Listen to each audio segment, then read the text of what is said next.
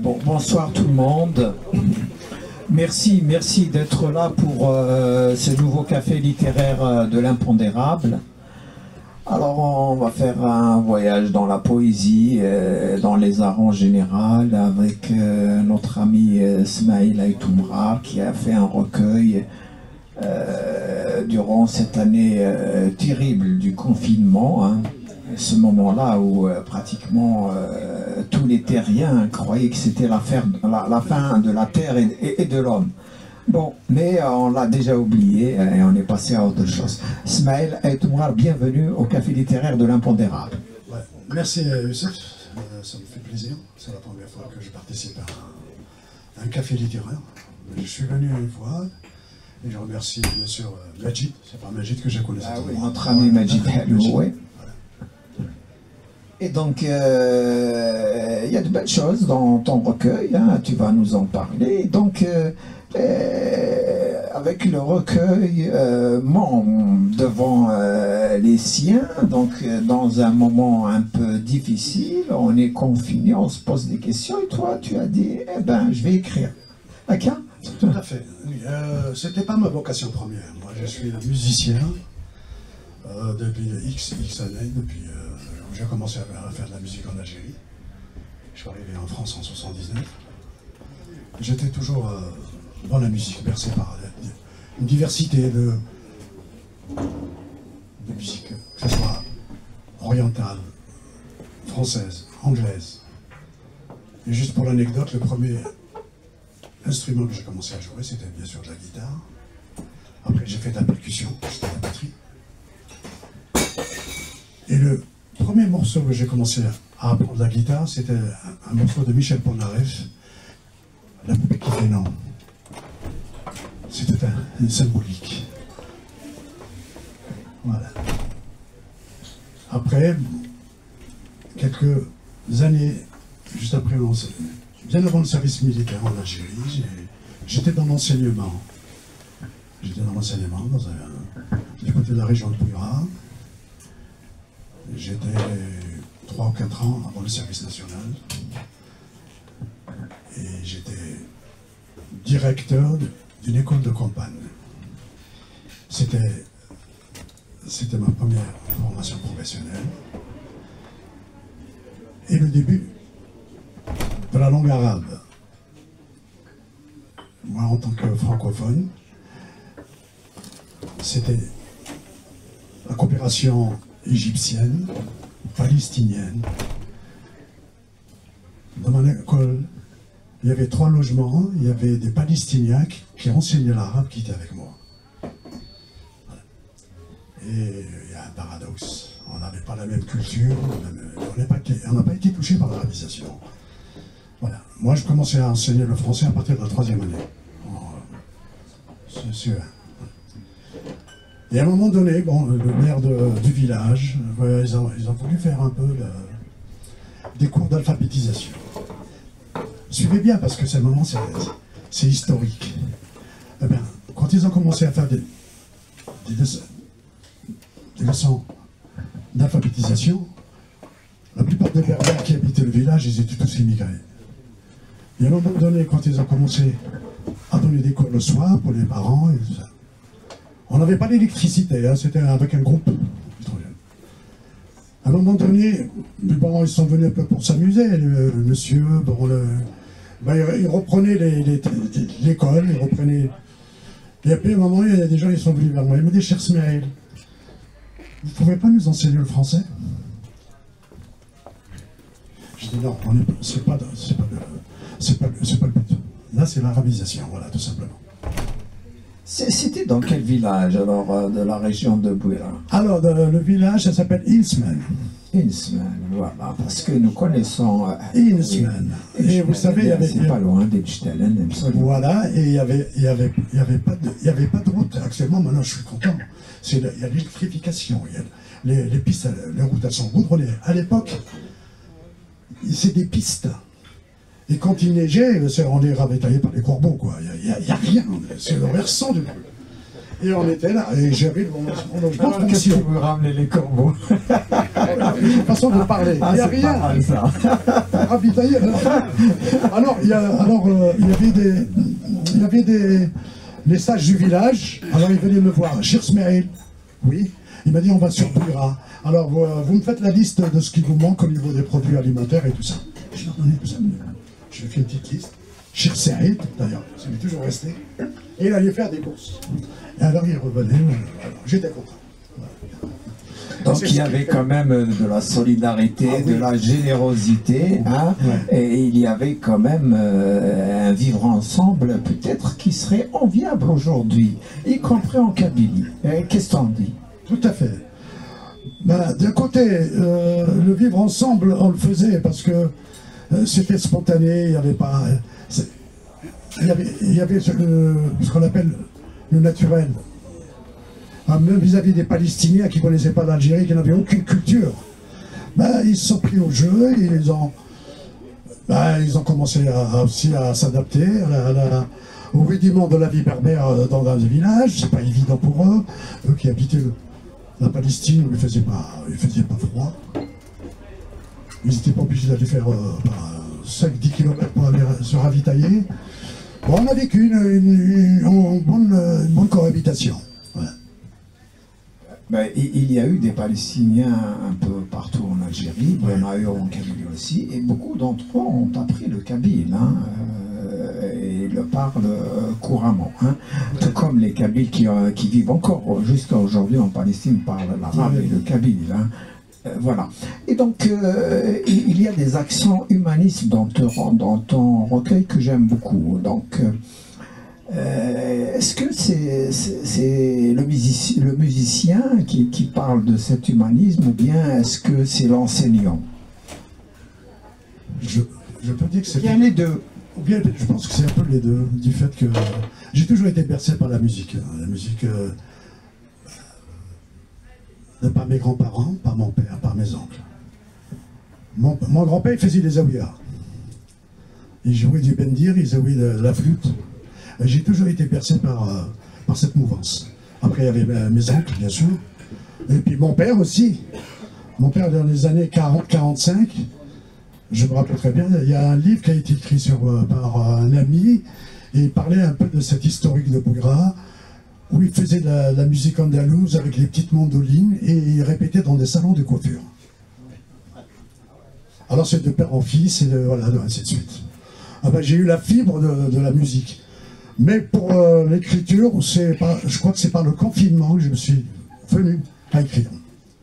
Est-ce que tu peux nous lire un passage de ton livre? Tout à fait. Si tu pouvais lire Marginal. Là, le Marginal.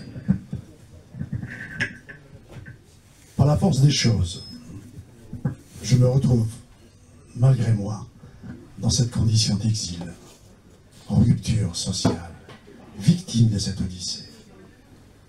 De ces péripéties, je deviens témoin anonyme, chroniqueur, confronté à cette précarité dont on n'est pas déçu. Dans ce no man's land, on survit. On attend une hypothétique sortie de secours. De chronique en chronique, j'observe les faits majeurs de cette saisissante actualité. J'envisage un itinéraire hors du système et du temps, vers une vie conforme à mes pérégrinations. En marge de cet espace social, je m'inscris dans cette différence, cette situation d'errance qui m'anime.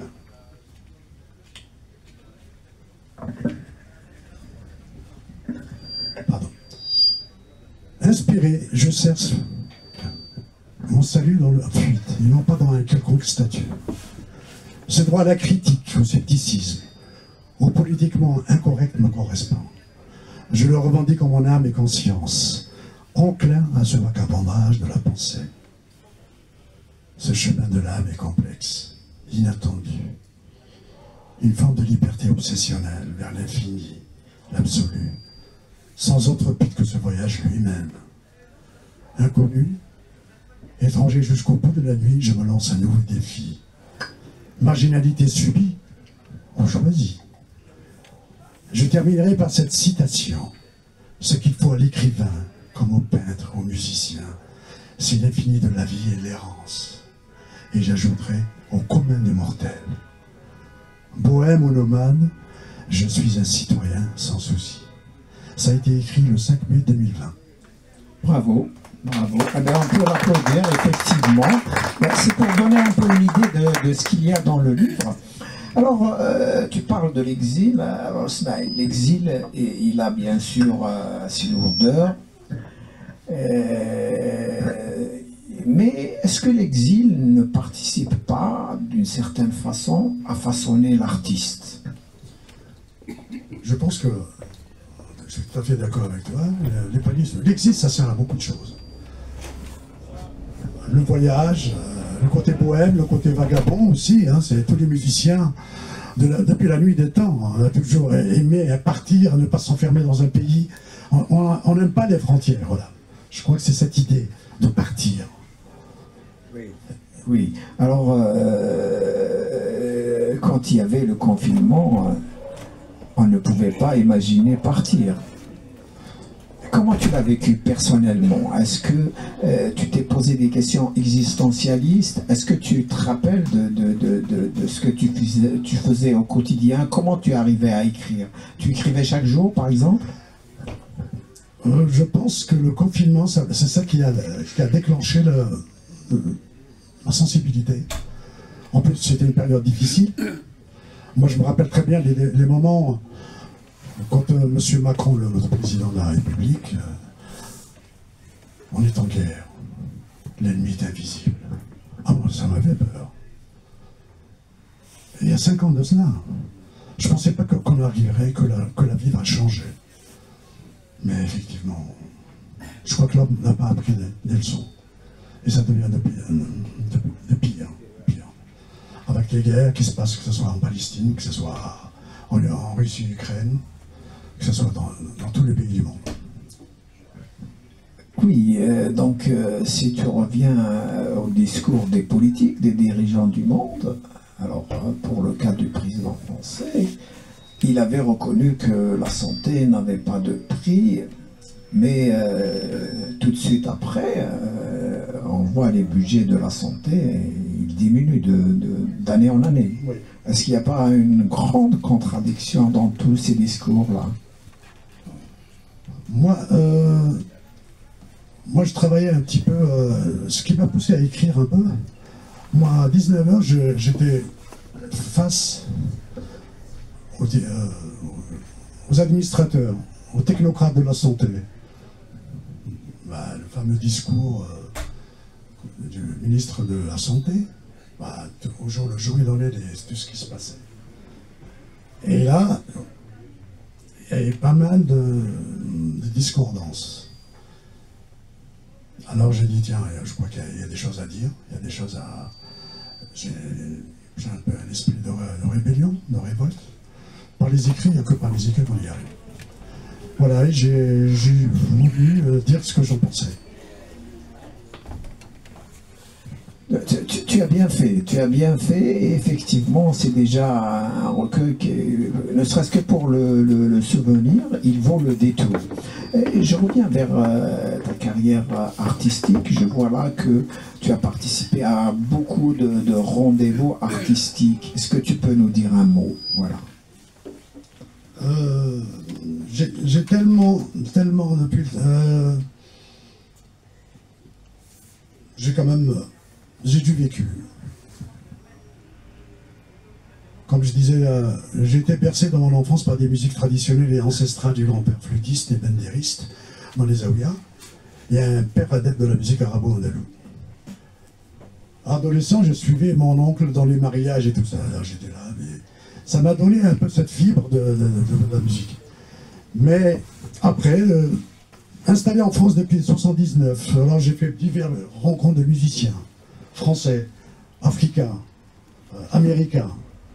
Et c'est ça qui a fait justement cette richesse.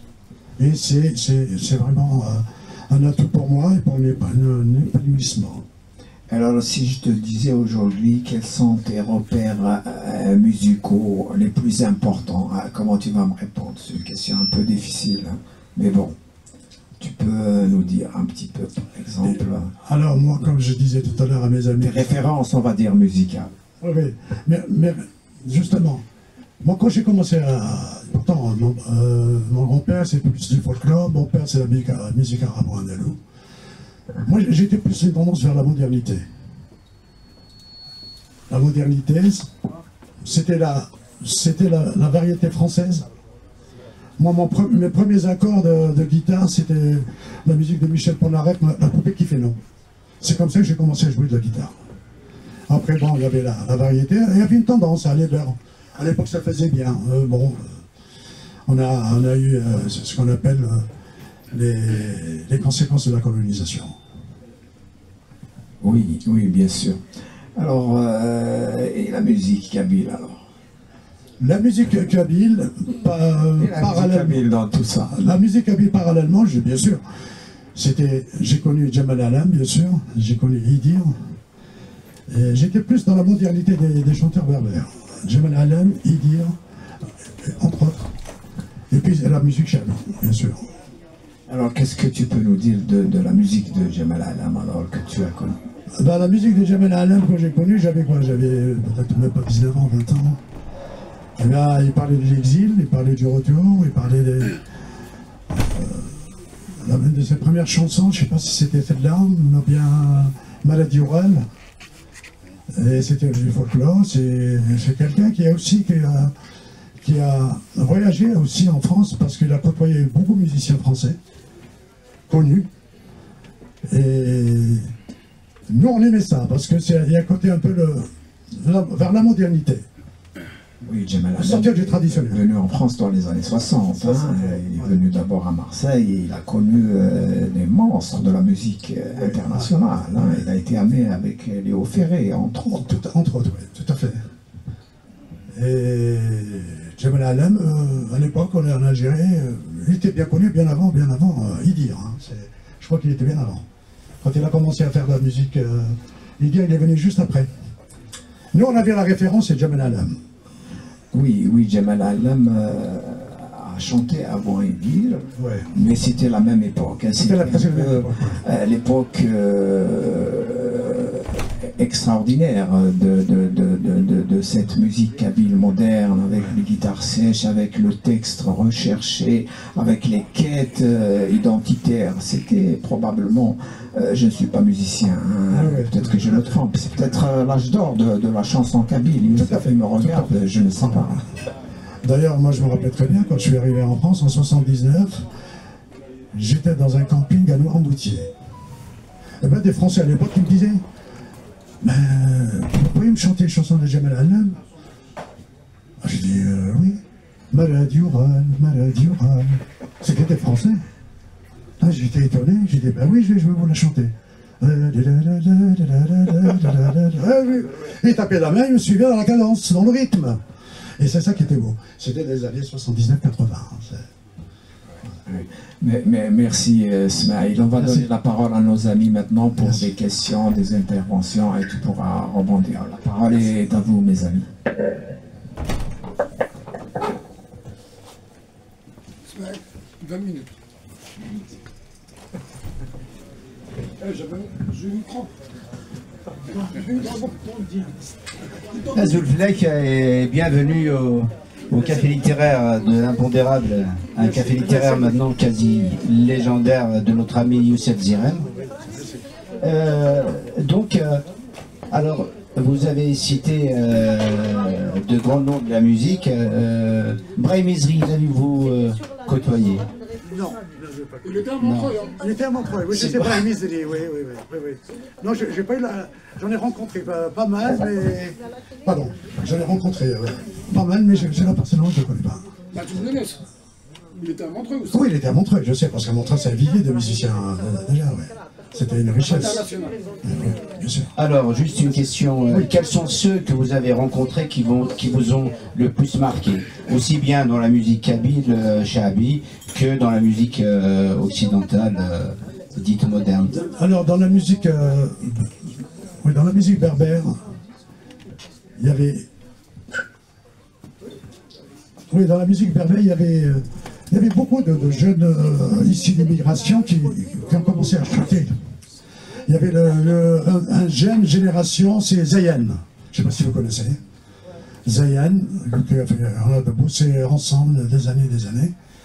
Et puis il y en avait d'autres, oui, on a été même en Allemagne, parce qu'il a chanté sur Baden-Baden, on a été même en Allemagne pour Baden-Baden.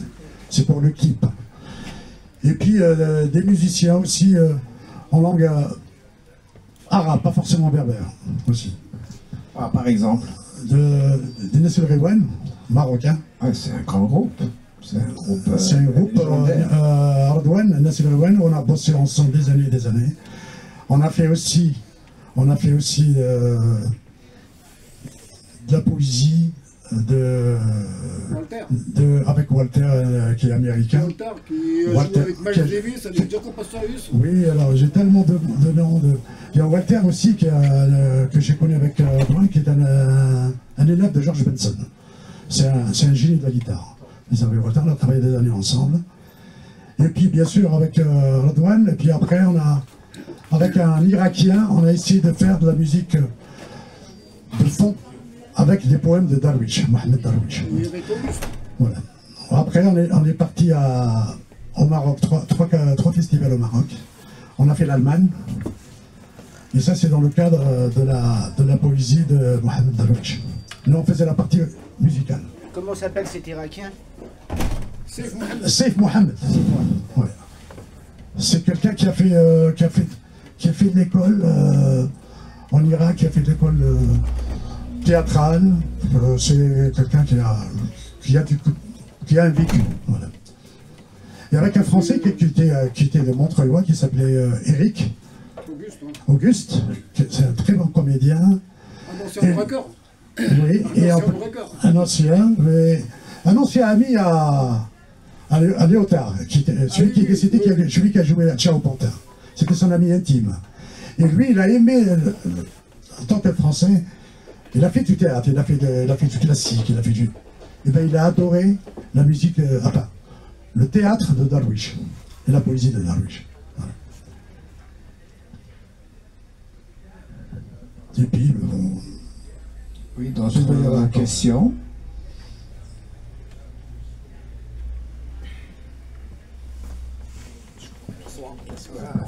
Alors, vous êtes donc musicien et donc vous jouez depuis très longtemps. Vous avez apparemment côtoyé les plus grands.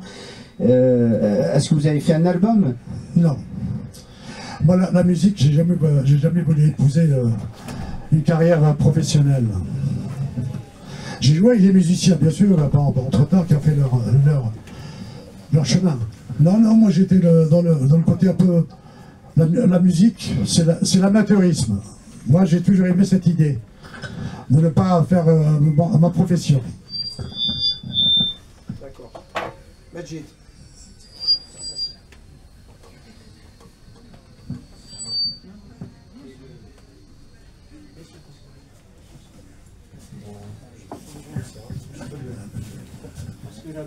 Ismaël. Oui. Bonsoir. Bonsoir tout le monde. Merci pour ton exposé. Moi, je veux bien que tu nous parles un petit peu de la rue de la Soif, un lieu de ton inspiration quand même. Ah oui, bien sûr. Voilà, bien sûr, donc, bien sûr. J'ai tellement abordé pendant le confinement beaucoup de thèmes, sur les masques, sur la rue de la Soif, ouais. Oui, ce serait bien de nous parler un petit peu, pour nous faire découvrir un petit peu à notre public. Le contenu un peu de mon ressenti pendant le confinement et pendant cette grave crise. La rue de la Soif. Avancez la page. Vous venez au début. Oui, je crois que c'est les débuts, c'est les débuts. Vous avez le deuxième ou le troisième texte. Ouais. Alors, la rue de la Soif ou de la solidarité. La rue est un lieu de vie, de gaieté et de bonne humeur. Non déplaise aux mauvaises humeurs. Réflexion faite, la polémique dérisoire, née de l'ambiance festive de la rue, n'a aucun sens. Eu égard à cette triste période de confinement, sans vie et sans existence. Hélas, aujourd'hui, l'actualité d'une extrême gravité doit nous mener à changer notre mode de vie. Rétablissant les valeurs humaines, humilité, empathie, amour et solidarité. Et ça a été écrit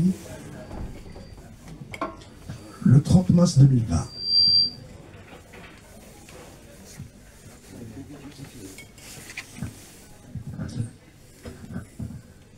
Ismaël, moi j'ai pas de questions à poser, mais je voudrais revenir un petit peu sur deux aspects. Premièrement, tu dis que tu n'as pas de prétention à vouloir faire un album ou quoi. Donc vous êtes dans l'amateur. Dans l'amateur, l'origine c'est aimer. Ouais. Donc aimer jouer et aimer donner de la joie et... Tout simplement. Comme j'aime faire et comme j'aime écrire aussi. La poésie, c'est de l'amour aussi. Transmettre. Transmettre. Voilà.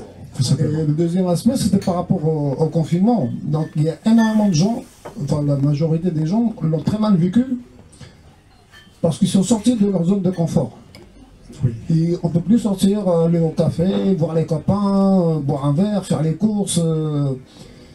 On se retrouve confinés chez soi. Et donc, ceux qui sont sortis sans trop de bobos, c'est ceux qui ont trouvé une activité à faire. Et toi, ça s'est exprimé par la production de ce recueil. Tout à fait. Voilà. Moi, je me rappelle, moi, à un moment donné, parce que j'ai connu un peu la guerre d'Algérie, hein, je suis né en 51. J'étais gamin, mais je me rappelle quelques souvenirs, comme le souvenir des rafles, des perquisitions dans les maisons, les chars d'assaut. Il y avait tout. Et quand on parlait du couvre-feu, ça m'a fait penser, pendant la pandémie, ça m'a fait penser à la guerre d'Algérie. Parce qu'il y avait eu le couvre-feu aussi. Voilà. Le couvre-feu de telle heure à telle heure. Le couvre-feu, à partir de 17h, 18h, tout le monde était contrôlé chez soi. Voilà. Mais par contre, nous, en France, non. On en a fait dans la clandestinité. On rasait les murs pour aller boire un verre qui peut me rester jusqu'à 2-3 heures avec des risques. À Montreuil, là, je parle. Mais même à Alger, même à Paris, je crois que ça se faisait aussi. Voilà. Il y a toujours ce côté un peu rebelle. Il y a la liberté, on ne peut pas atteindre une liberté comme ça. Malgré les risques, l'ennemi tue, il y a le virus, il y a tout ça et tout ça, non, on ne s'en occupe pas tellement. Ils nous ont gouverné par la peur. Oui, il y a la peur aussi. Ils ont installé la peur, la maladie. Ils ont installé la peur. L'ennemi invisible. Qu'est-ce qu'il y a Oui, l'ennemi invisible d'après Macron. Ouais. L'ennemi est toujours invisible. En cherchant bien. Mais là, il n'y en avait pas. Ça ne change pas toujours. L'ennemi, il est là quelque part. C'est parce que la vie nous préserve. Oui, d'autres questions? Oui, bah oui. Alors, on s'attendait plus à un album, vous qui êtes musicien, mais ce n'est pas... je dirais que la musique et la poésie vont ensemble. Alors, quand est née cette envie de publier un recueil de poésie? Oui, parce que qui dit recueil, poésie, dit forcément lyrisme, parce que je joue sur les mots. J'ai beaucoup improvisé, j'ai beaucoup cherché des trucs. La rime, c'est bien sûr, c'est le basique de la poésie. Mais j'ai dit quand même, puisque on n'a pas le droit de sortir, on n'a pas le droit de s'amuser, on n'a pas le droit de faire de la musique. Dans le confinement, j'ai dit pourquoi pas écrire. Et la première idée que j'ai, c'est pour rendre un hommage au personnel soignant, médecins. D'ailleurs, tout le monde, ça ne vous a pas échappé, tout le monde à 19h, ils se mettaient sur les balcons en train de frapper des casseroles et tout ça, et bien j'en faisais partie. Et puis il y avait une personne qui n'était pas loin, qui avait un cabinet médical, et j'avais un ami, un milieu aussi, qui était gardien dans notre immeuble. Alors je lui dis, Damien, je pourrais de temps en temps te laisser quelque chose. J'ai écrit sur là-dessus, je suis pour les mettre dans un tableau. Elle me dit, oui, bien sûr, il y a 3 entrées. Et dans une entrée, c'était le cabinet de médecin. Et bien, le cabinet de médecin, il y avait une personne, elle a fait le rapprochement. Elle m'a dit, monsieur, une fois, elle m'a posté dans la rue, elle m'a dit, écoutez, c'est vous qui avez écrit sur la pandémie et tout ça? J'ai dit oui. Elle m'a dit, merci beaucoup, parce qu'on en avait vraiment besoin. Voilà. Donc l'idée d'éditer le livre vient de là? Pardon? L'idée d'éditer le livre vient de là, du fait que ça a été un encouragement par le voisinage. Par le voisinage, quelqu'un m'avait dit effectivement, Damien, il m'a dit tiens, pourquoi? C'est au jour le jour, hein, quand j'ai commencé à écrire depuis. Le premier, c'était le 30 mars, bien avant je crois. Oui, le 26 mars. J'ai écrit le 26 mars et j'ai fini en juillet. En juillet, j'ai fini le 21 juillet 2021. Et au jour le jour, tous les 2-3 jours, en fonction de l'actualité, que ce soit les masques, que ce soit le confinement, le couvre-feu, et je rebondissais. Voilà. Et ça m'a donné de l'inspiration, tout simplement. Est-ce que j'ai bien répondu à votre question? Non. Il y a quelques... Alors, les références, est-ce que vous avez des références en poésie? Non, ça m'est venu comme ça par le confinement. Juste comme ça. Ça a forcément des influences... Des influences, peut-être musicales, peut-être, mais pas forcément, non. Qui sont liées à ton cursus scolaire. Peut-être, il y a ça aussi. Du Baudelaire, du Flaubert, du Rimbaud... Je vais vous en lire un autre. Parce que je suis concerné quand même. Nos aînés. Eh ben mon vieux, te voici confiné. À cause de ce virus qu'on n'a pas vu venir, te voilà privé de tes derniers plaisirs. Désormais, tu n'es plus libre de circuler. Qu'as-tu donc fait pour être enfermé? Ainsi va ce monde injuste. La vie ne mérite pas d'être vécue pour finir comme un reclus. Innocent, tu lui dis sur ton destin. Et tu pries pour que la vie reprenne son chemin. Ça a été écrit le 15 avril 2020. Merci. Un autre, peut-être? Vas-y. Vas-y, laisse-le. Si tu lis tout... S'il vous plaît, s'il vous plaît. Alors là, c'est un peu côté politique, un peu côté économie. La bourse ou la vie. Aux dernières nouvelles, il faut sauver l'économie. En cette crise sanitaire, le patronat tient au pouvoir et au virus des affaires. Il soigne son économie. Il ne compte pas les décès, mais la monnaie. Quelle espèce! La bourse ou la vie, j'hallucine. N'est-il pas en train de se tromper d'adversaire? Le débat se profile. Croissance, temps de travail, réforme. L'État lui emboîte le pas. Nationalisation, délocalisation. On parle maintenant de Made in France. N'est-il pas trop tard? On peut déconfiner sans se soucier des règles sanitaires et de sécurité. Punir d'équipements et matériels médicaux. Le patronat veut donner de l'oxygène aux entreprises illégaux. Mais la santé n'est pas précieuse que le boulot. Le déconfinement précoce est une décision irresponsable. Les politiques se consultent, se ravisent et reportent leur initiative. Les leçons du passé sont restées vaines, ont contenu dans le gâchis et la bêtise humaine. Pensons à changer notre modèle de vie, redéfinir un autre monde, car nous sommes tous dans le même bateau, et que la terre redevienne notre berceau. Les jours passent, se ressemblent, je continue d'écrire, de vivre, et je reste éveillé. Bravo. Merci. Est-ce qu'il y aura un autre livre?